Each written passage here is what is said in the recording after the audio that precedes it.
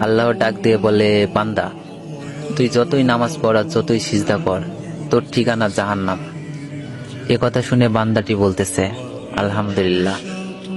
আল্লাহ বলে, এই বান্দা, জাহান্নামের কথা শুনে কেউ আলহামদুলিল্লাহ কয়? বান্দা বলে, আল্লাহ, জাহান্নামের মালিকও তুমি, জান্নাতের মালিকও তুমি। তুমি আল্লাহ যদি খুশি হয়ে আমাকে জাহান্নামও দাও, আমার আপত্তি করার কোনো অধিকার নেই। আল্লাহ বলতেছে, বান্দা, জাহান্নামে গেলে তুই পুড়ে যাবি, তোর কষ্ট হবে।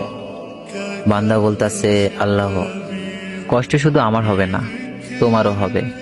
আল্লাহ বলে, বান্দা, তুই পুড়বি জাহান্নামে, আমার কষ্ট কেন হবে? বান্দা বলে, আল্লাহ, মায়ের কোলে সন্তান যদি পানিতে পড়ে যায়, তাহলে দুনিয়ার কোনো মাই যেমন দূরে দাঁড়িয়ে থাকতে পারে না, দৌড়ে গিয়ে বাচ্চাকে কোলে নেয়, আমার বিশ্বাস ওই মায়ের চেয়ে কোটি কোটি গুণ দয়া তোমার